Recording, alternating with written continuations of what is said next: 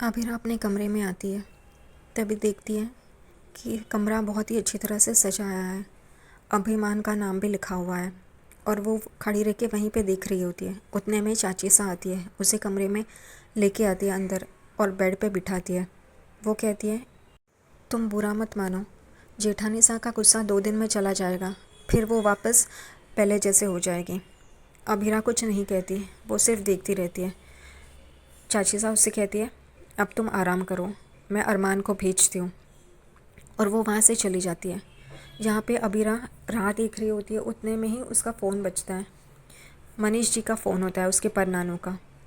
वो कहते हैं कि मुझे तेरी आवाज़ सुननी थी, इसलिए फ़ोन किया। लेकिन अबीरा एकदम से रो पड़ती है, वो कुछ नहीं कह पाती। मनीष जी उसे पूछ रहे होते हैं, सब कुछ ठीक हुआ ना, गृह प्रवेश के बाद खेल खेला क्या? ये सब सुन के अबीरा को और रोना आ जाता है। वो हूँ हूँ सिर्फ कहती है। तभी परनानू उसे कहते हैं कि तू हूँ हूँ क्या कर रही है, बोल तो सही। फिर उन्हें याद आता है कि अभी अभी तो वो घर पहुँची है, तो सब लोग उसके साथ ही होंगे, उसे बात करने का मौका नहीं मिल रहा होगा। तो वो कहते हैं, ठीक है, मैं तुझे आराम से बाद में कॉल करता हूँ। और वो कॉल रख देते हैं और अबीरा यहाँ पे रोने लग जाती है।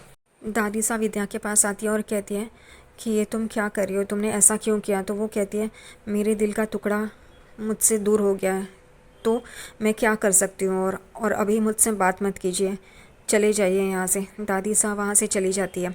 यहाँ पे मनोज और मनीषा बात कर रहे होते हैं। अभिरा के साथ बहुत बुरा हुआ है। जो नई बहू आती है उसका स्वागत कितने धूमधाम से करते हैं, लेकिन अभिरा को तो श्राप मिला है। ये सोच के वो दोनों परेशान होते और बहुत ही बुरा फील कर रहे होते। यहाँ पे बहुत टाइम हो गया है देख के अभिरा, अरमान कहाँ रह गया है। वो टाइम देखती है तो 3 बजे होते हैं रात के। वो कहती है, अरमान को मुझे ढूंढना ही होगा। वो कॉल करती है लेकिन अरमान कॉल नहीं उठाता, रिंग जा रही होती है। वो कहती है हॉल में होगा, इसलिए वो हॉल में चली आती है। देखती है तो अरमान शराब पी के आया होता है।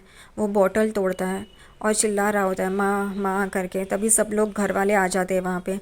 रोहित, क्रिश, कियारा, चारू, दादी सा, फूफा सा, काजल, यहाँ तक कि रूही और माधव भी वहाँ पे होते हैं। अरमान की ये हालत देख के सबको बुरा लग रहा होता है। सब लोग उसे पकड़ते हैं। तभी वो कहता है, मुझे माँ से बात करनी है, मुझे माँ से बात करनी है। और वो माँ माँ चिल्ला रहा होता है। विद्या भी अपने कमरे में रोते हुए बैठ रही होती है और वो ये सब सुन रही होती है। यहाँ पे अरमान कहता है, मुझे माँ से बात करनी है। माँ देखो ना, रोहित मुझे तुम्हारे पास आने नहीं दे रहा है, उसे डांटिए। और यहाँ पे सब लोग उसे पकड़ रहे होते हैं। अभिरा कहती है रोहित को कि उसे छोड़ दो, उसे जाने दो। रोहित उसे छोड़ देता है। अरमान सीढ़ियाँ चढ़ रहा होता है लेकिन वो होश में नहीं रहता, इसलिए अबीरा उसे माँ के पास लेके जाती है। वो कमरे के बाहर, माँ माँ खोलो ना, मुझे बात करनी है, मुझे बात करनी है, मेरी जान चली जाएगी, माँ दरवाज़ा खोलिए। ऐसे करके उसे बहुत बहुत कह रहा होता है, रिक्वेस्ट कर रहा होता है। आखिरकार विद्या दरवाज़ा खोलती है। अरमान उसके पैरों में पड़ जाता है। अरमान उसके पैर पकड़ता है और कहता है, माँ मुझे माफ़ कर दीजिए, मैं आपके सिवा नहीं रह सकता है। विद्या भी रो रही होती है।